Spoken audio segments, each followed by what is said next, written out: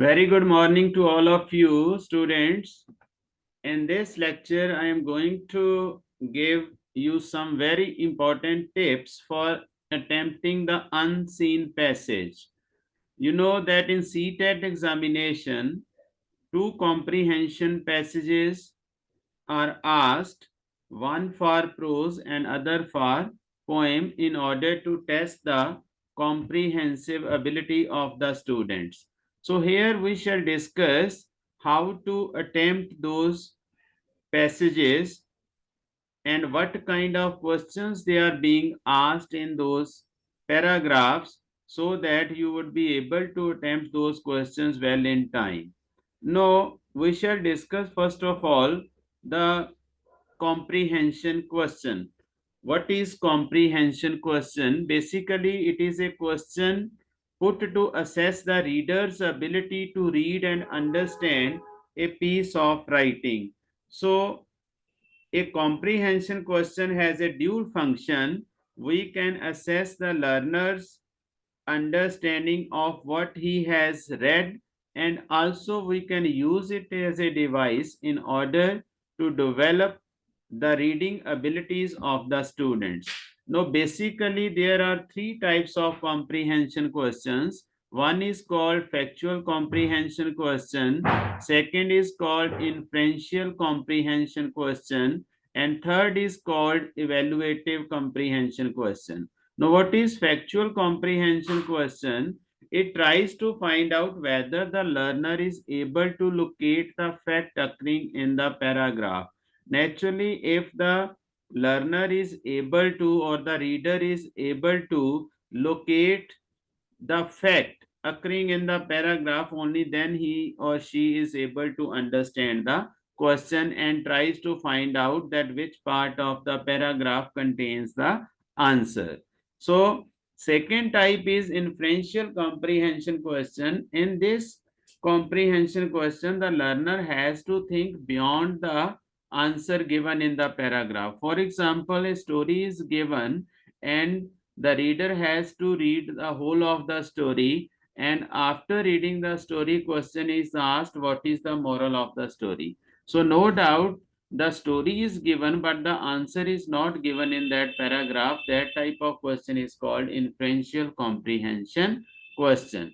Now third category is, that is evaluative comprehension question. Here the learner applies his her critical thinking and gives the answer from his own point of view. Now the question can be asked that if you are the president of India, what should be your decision regarding the democracy? So you have to apply your critical thinking and then you have to give the answer which is not there in the paragraph. So there are three kinds of comprehension question, and after reading the comprehension question, students have to give the answers. One is very simple, that is factual comprehension questions, and second is of higher order in which the students have to think beyond the answer, that is called inferential comprehension question, and third is in which the learner or the reader has to apply his or her critical thinking and gives the answer from his own point of view. That category is called evaluative comprehension question. Now what kind of questions related to prose they are asked? Basically, then the prose, that is vocabulary questions like synonyms, word closely associated with, or antonyms, or phrases, or idioms. So basically, they are questions which are related to the vocabulary or meanings of the words they are asked. They are asked either in the form of asking the question to tell me the synonym of this word or antonym of this word, or which word is closely associated with this word or phrase or idiom. So in order to understand the question, you must know the contextual meaning of the paragraph so that you can understand the meaning of the word in the context in which it is used. And second category is statement or fact based questions, that whether the statement is true or whether it is false. And then tense based question, you have been asked to transform this sentence into an other kind of tense. and sometimes the question is given in a different tense, but the answers that is given in the paragraph is that is of different tense, but you have to give the answer in the same tense in which the question is asked. And third is that the number of characters in the story. For example, there is a story, there are 3 4 characters, and students, they have been asked that how many characters are there in the story, and you have to give the answers accordingly, if there are 4 characters, 3 characters, or 5 characters. And even the question is asked on the main character of the story. And last category is the conclusion based question. They can also be asked that what is the conclusion, what do you understand, what is the main point or theme of this story, right? So all the questions they are asked, they are of MCQ type, that is multiple choice questions, in which 4 answers are given and only one is correct, and you are to write the correct answers if you want to get the marks, right? Now third is that is the phrases.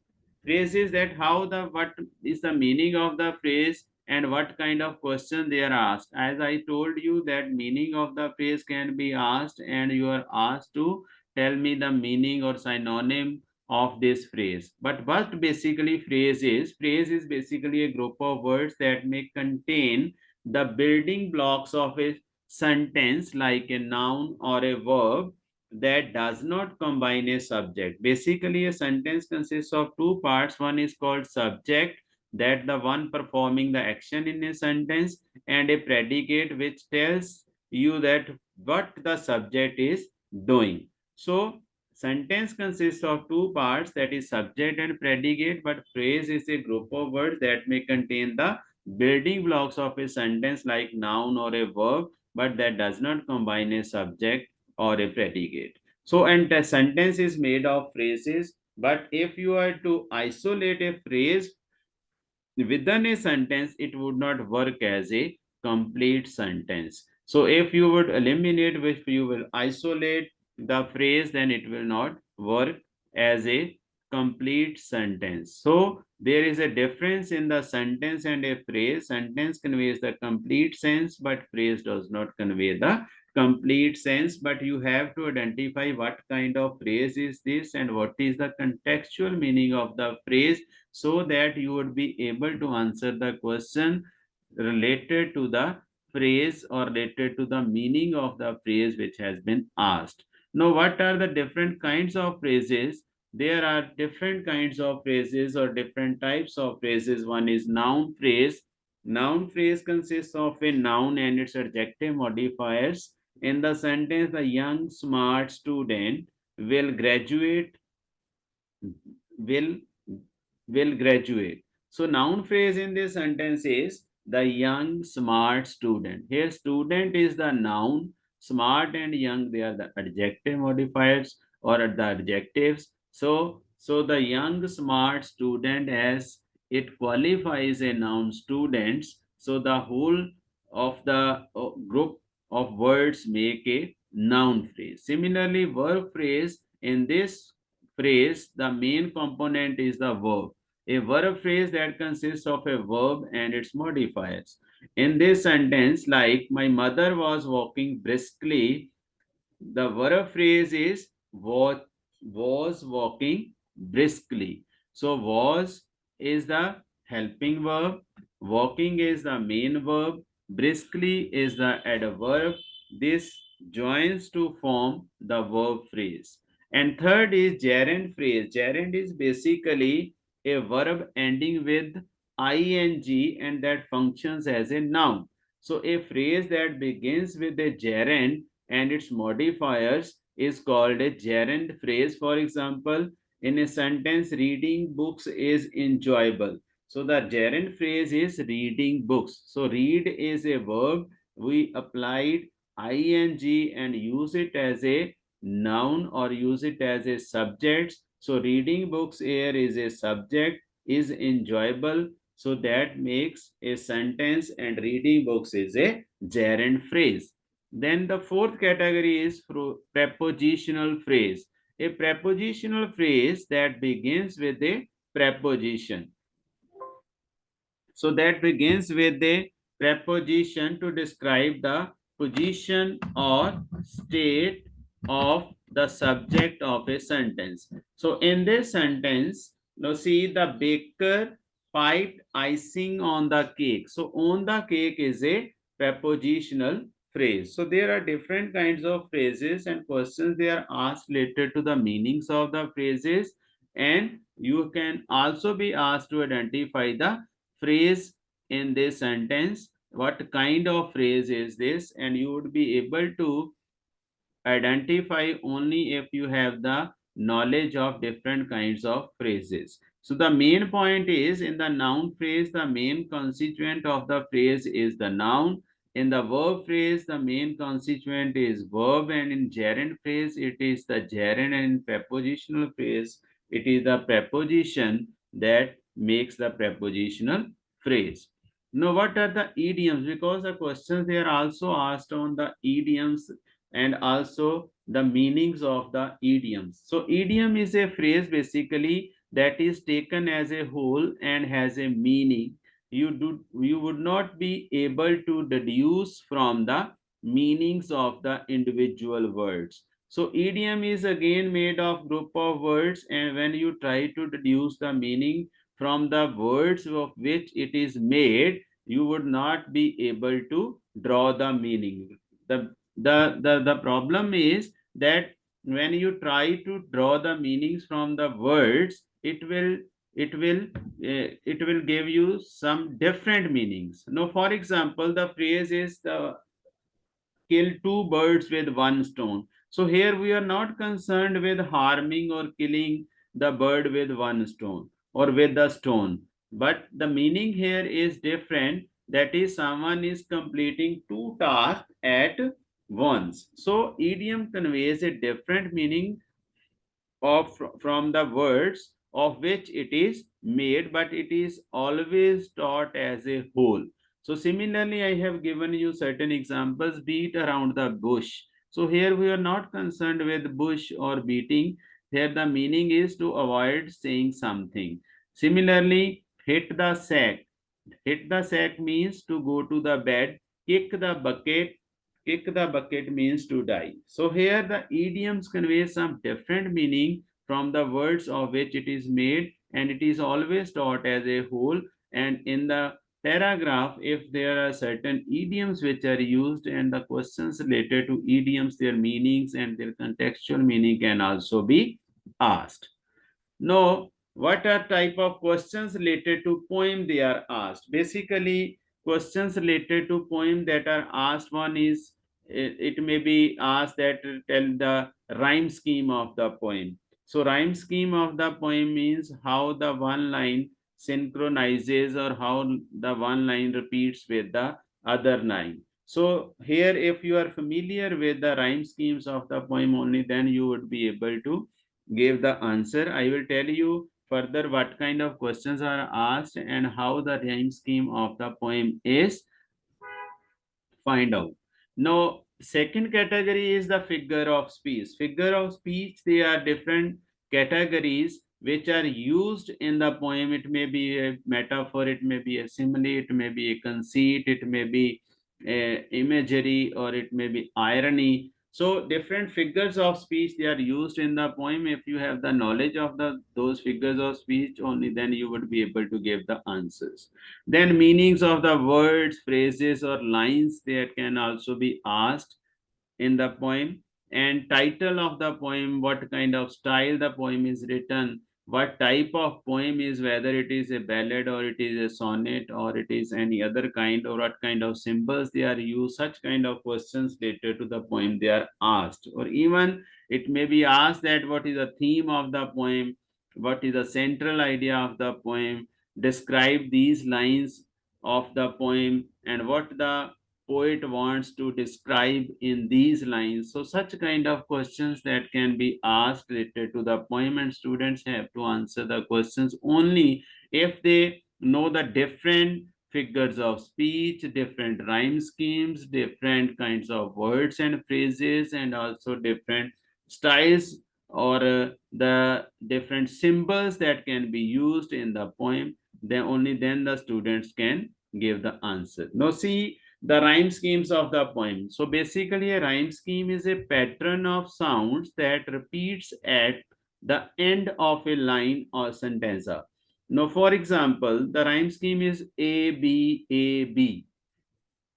It means the first and third lines of a stanza or the A's rhyme with each other and the second line rhymes with the fourth line, or the B's rhyme together.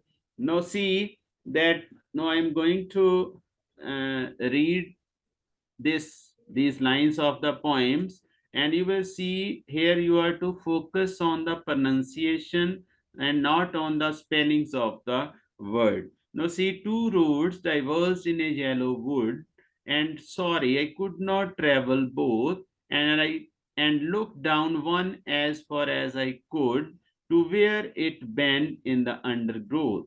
Now see here, would and could, these two lines repeat with each other, synchronizes with each other. So it means the rhyme scheme here is A B A B. Now first line synchronizes with the third line and second line synchronizes with the fourth line.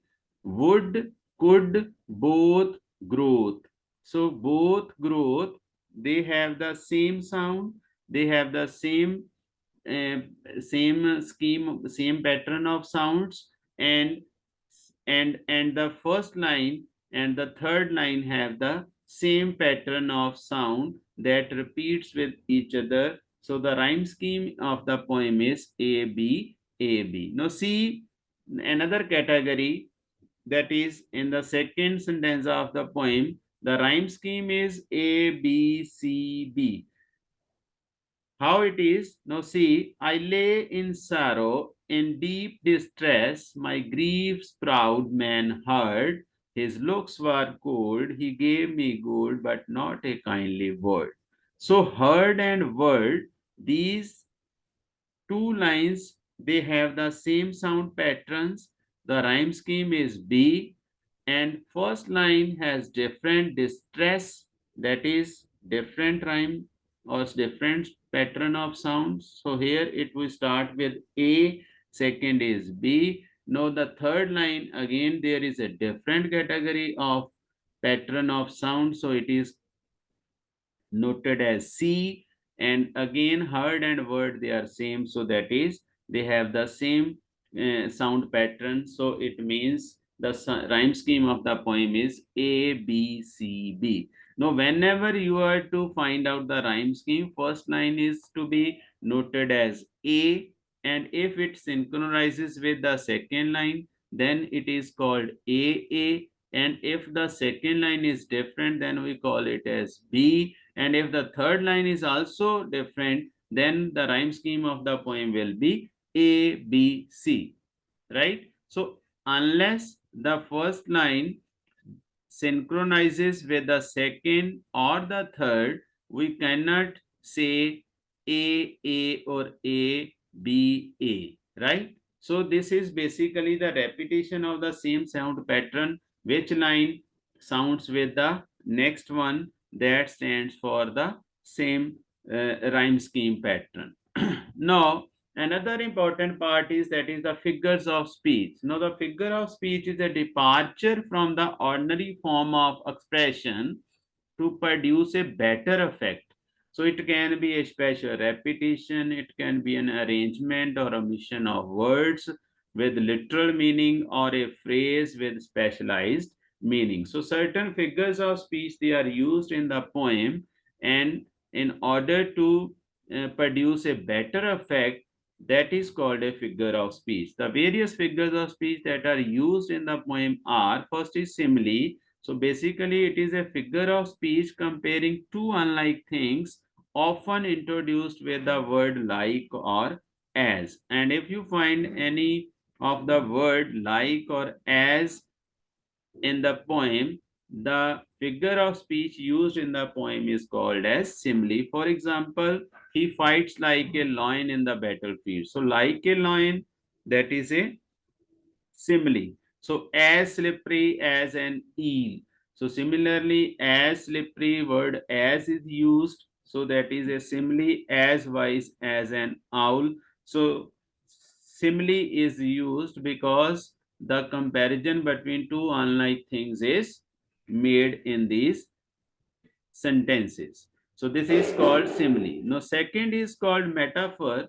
Metaphor is basically a figure of speech where we compare seemingly unrelated subjects without using word like or as. For example, the word is a stage. She is a night owl.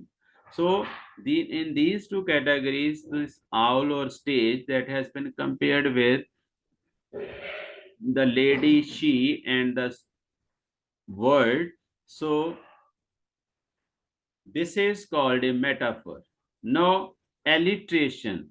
Alliteration is basically it is a repetition of initial sounds in closely placed words. Now closely placed words mean one with the next. For example, she sells, she sells, she sells seashells. So the all the three words they are starting with the same as sound, and this is the repetition of initial sound is called alliteration. And in the second sentence, Nick needed new notebooks. So all the words they are starting with the N alphabet or the N sound. So the repetition of initial sounds makes this the figure of speech which is used, that is called alliteration. Now next is that is onomatopoeia. Onomatopoeia, it is a figure of speech wherein the words mimic the actual sounds we hear. So the actual sounds that we hear, that is used, or that gives the impression, that type of figure of speech use is called onomatopoeia. For example, water plops. So plopping sound is the water sound, then buzzing sound, click sound, whoosh and splashing sounds. These are the sounds which we usually hear, and the figure of speech used if these sounds occur in any of the poem, that is called as onomatopoeia.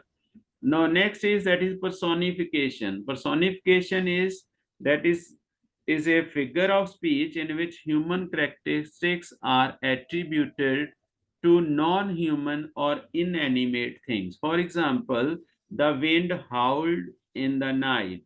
My alarm clock yells at me every morning. So these howling sound and yelling sound, these are the basically sounds of the animals. So these have been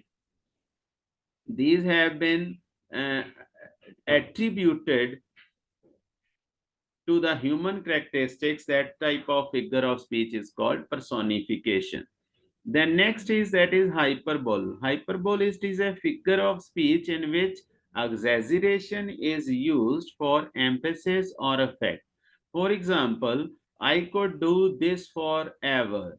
She is older than the hills. Now see, here the exaggeration is made in order to put the emphasis. So that type of figure of speech is called as hyperbole. Now, oxymoron, it is a figure of speech in which the contradictory terms appear in conjunction. For example, dark, light. So, contradictory, these two terms they are used. Sweet, sorrow, living, dead. So, whenever contradictory terms are used, the figure of speech used in the poem is called as oxymoron. Now, next is irony. Irony basically it is a figure of speech in which the real meaning is exactly the opposite that which is literally conveyed. For example, how nice she said when I told her I had to work all the weekend. So this is a verbal irony. So she is working for the whole weekend and you are giving this expression that how nice it is. Now, another example is the traffic cop gets suspended for not paying his parking tickets. So this is called situational irony. So irony is basically, it is a figure of speech in which the meaning is exactly different, or exactly it is opposite to what is literally conveyed. Now next figure of speech is imagery. Imagery is that here the author uses words and phrases to create mental images. So what kind of mental impressions or images that comes to your mind, the figure of speech used is called imagery. For example, fluttering and dancing in the breeze, a host of golden daffodils. So here the mental images, they are used with the help of the words like fluttering and dancing, like that of host of golden daffodils. So if such kind of words they are used in order to put effect on the poem, the figure of speech is called as imagery. And next is, that is anaphora. Anaphora, it is a technique where several phrases or verses begin with the same word or words. For example, I came, I saw, I conquered. So these are the lines which are used by uh, Julius Caesar, that is a famous play written by William Shakespeare. So here all the uh, three word, three phrases, they are starting with the same subject like I. So I came, I saw, I conquered. So that is called anaphora, figure of speech, which he used in these lines, right? So if you wanted to answer these questions related to the different figures of speeches, you must have the knowledge of all the figures of speeches. Only then you can say whether it is irony, or it is imagery, or it is simile, metaphor, personification, or hyperbole, right? So you must have the knowledge of these kind of figures of speeches which are used in the poems commonly. Now, what are the important tips that you are to keep in mind while answering these questions? So once the paragraph is given to you, and you have to read the paragraph, but you have to apply the bottom up approach. There are two types of approach. One is called top down approach, and other is bottom up approach. What is top down approach? When you are to read the paragraph and then read the questions and answer them, that is called top down. But when you are to read the questions first and then you are to read the paragraph, so that you would be able to find out the exact part of the sentence containing the answer, that type of approach is called as bottom up approach. So you must apply the bottom up approach, that is you should read the questions first and then start reading the paragraph, and then try to find out the answers containing in the paragraph. It saves your time a lot. Then the second thing that is very important, that you should pay the attention to the keywords and understand their contextual meaning. So whenever you are going to answer the questions of the proses or the paragraph given, you must pay attention to the keywords. Keywords, it may be a phrase, it may be a noun, it may be an adjective, it may be an idiom, and you must understand their contextual meaning. And if you understand their contextual meaning, only then you would be able to give the answers related to them. That is, whether the synonym is asked, antonym is asked, or meaning of the word is asked, you would be able to give the right answer. Then coordination of eyes, hand, and mind, and complete focus on the passage is compulsory. So you must focus and concentrate on the passage if you wanted to give the answer. Only then you would be able to understand. So without understanding, you cannot give the answer. So to know the another important part that is related to the poem, if the rhyme scheme, one must pay attention to the pronunciation of the words. Now see, up above the word so high, like a diamond in the sky. So sky and high, no doubt their spellings they are different, but their sounds they are same. So that is why you must understand the rhyme scheme of the poem, and only then you can find out whether it is A B C. So if you are able to identify the rhyme scheme of the poem, only then you can give the correct answers. Then learn the different figures of speech. As I told you, that you must have the knowledge of different kinds of figures of speech, that speeches, that whether there is a simile or there is a metaphor or there is a conceit or there is a hyperbole or oxymoron, onomatopoeia. So you must have the knowledge of these different types of figures of speeches, only then you can give the answers. Now again, make a habit of consulting the dictionary and thesaurus, because you wanted to, if you want to naturally enhance your vocabulary or increase your vocabulary, you must consult the dictionary regularly. And thesaurus is basically, it is a dictionary of synonyms. So if you have the knowledge of synonyms, only then you can have the better understanding ability. So no one can be beyond the dictionary. So one must make a regular habit of consulting the dictionary, so that you would be able to understand what the writer wants to convey in the paragraph.